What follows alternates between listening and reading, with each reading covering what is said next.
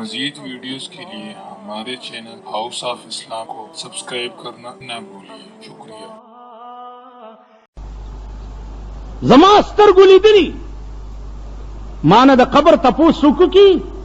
د قبر معاملې ما په سترګو لیدلی دي. ما ته خو باسه خوب ګوره ما په سترګو لیدلی دي. په سترګو 300 کاله پس یو بزرگ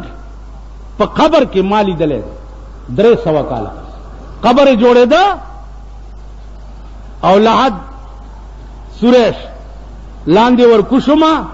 د شویکړې خامتا کپنې ده او دمره زلفی دي او سپینه ګیره ده سپین ډیر او تور کم. اګلکارانو تموي زما د الله صحبت اسيوني صحیح زلاس وروړم ما ته انکو کې وای چې کده پکړ نه لوي وې دا مړې دیونی نسی مال کني و مې دی خو میرا ډچوا لاس مې ورنه په دې مخ مې ولا لاس والو زمونږ مخ څه شه دی په دې ګیره مې ولا لاس والو تابل ریخم دی په دې وختو مې ولا لاس والو تابل ریخم دی کپن باندې مې ورته لاس والو شوي کړي خامتا تابل اوس چا د دوبی نه راوړی دا او 315 کاله وشو چې مړ دی او دا ما چې لیدلې د دې 20 کاله وشو دا ما لیدلی. امر خلق زیارت کا پس لمرګه چې بازار وی په مزار د درویشانو د جنت د باغ ګلونه به هیر شي کدی ولي دو گلزار د درویشان پارچا چې د غضب لنده کی خخه خطا نه درونی گزار د درویشان. ورشیال پوره په سواد کې تپوسو کوي پالپورای کې دالپوره حافظ صاحب یو خپل مرید نه خپشو او داسې خپشو چې بالکل بر لمبه کېده ویل اور وهل اسکور شي چې بیرته زرغون نشي په ژوند په اورو لګي. دا کرامت و.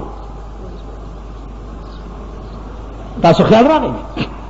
نو زما عزیزانو ما داسې لیدلی دي 18 ورځې پسې یو مړی راوویستو مال مکه وی ګوره ویل نه چې راویستو پاس ورته زه ولاړم چې مې ولیده د دې لیشتې عمره لړمان د لحد نه راووته او 3 انچۍ ویښته پې ولاړ دا ما لیدل. یو یې راویستو کلي ته یې وړو کلي ته چې لحد نه تخته را لرې کړه هسې زما دا شوق لږ زیات دی کتلی میں ډیر دي چې لحد نه تخته را لرې کړه داسې سیزونه د قبر نه راووته تا به ویل چې سوونه او جازونه په اسمان کې راغلي داسې आवाज راووته ده. عزیزانو انګریزانو قبر کې دا به کېږي اغي دا هیډ فونونه قبر کې کېښو او تارونه بار راوسته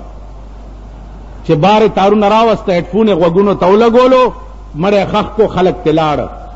خو چې اینا د سوال جواب وخت راغی چا چې هیډ فون غوږ ته لګولی د هغې په غوږ کې داسې آواز راغی چې ټول ځای په ځای هلاک شو. انګریزانو دا کوشش هم کړی د رسول الله صلی الله علیه وسلم د جسد اطهر د ویستو کوشش یې کړی انګریزان ورته هلته ډېرو نور الدین زنګي کیسه وګورئ د علماو نه تپوس وکړئ ورته ډېرو ورسېده پاته خانه کې شریف مکه ته پیغمبر په خوب کې ورغی وی راشي دا یو 2 خبیثان دي وباسي مې درنه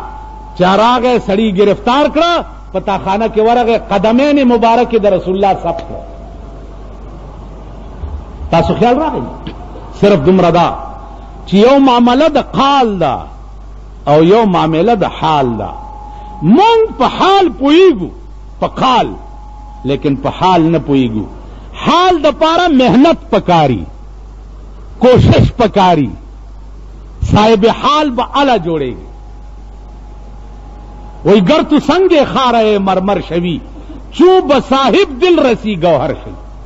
اہل دلو تب نزدیکی گی نالا با ملغل رکھے گی چاہل دلو تا نئی نزدے شوے ملغل رکھے گی نا. دیکھو گو رہی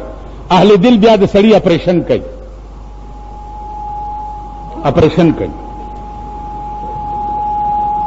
مولانا تانوی رحمت اللہ علیہ یو مریدو په کوارټ کې ما تقریر کولو د شپې مې حضرت تانوی رحمت اللہ علیہ نوم واغستو سار هغه راغی زما خوله سب کړه وی تا زما د معشوقې نوم بیګا اغستی دی مال قصه څه ده ویل زه په لاهور کالج کې پرنسپل وم د مولانا مریدم خط مې ورولېږلو چې زه ملاقات ته درځم وی راته جواب وکړو چې آ جاؤ چې ورلم راته وی چې زما عادت داو چې خبرې به مې ډېرې کولې خبرې به مې څه کول چا کې سا عادت اوس دلته یو سړی ما ته راغلی وته نو هلکه دا څه کوې خدای باندې څه سوچ وکړو څه دا څه کوې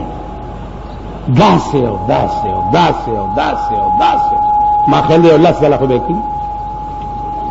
سوچ کوي اوس اولیاء الله کې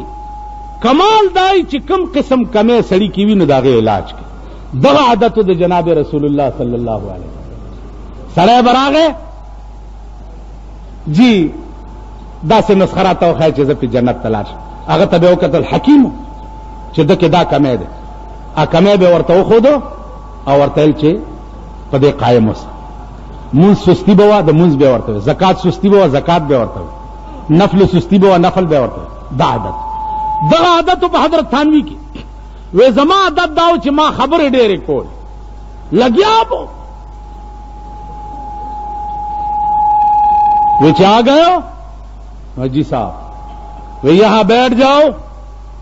لیکن بات نہیں کرو گے چپ وہ کہنا لس ورځې تېرې شو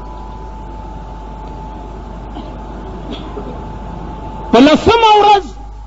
حضرت سره ځای اوزګارو په خانقاہ کې وہ ذرا پاسېدم چې حضرت اگر اجازت ہو تو میں یہاں بیٹھ جاؤں آغا ورتدا سو کہتے ہیں میں نے جو تمہیں کہا تھا کہ بیٹھ جاؤ بات نہیں کرو گے نکل جاؤ اور مولانا تھانوی چی چاہتے ہوئی چی نکل جاؤ اب ساری دیشی روان وہ چی پیزار طرح سے دم رہتے ہوئی چی جلدی کرو نکل جاؤ خانقاہ سے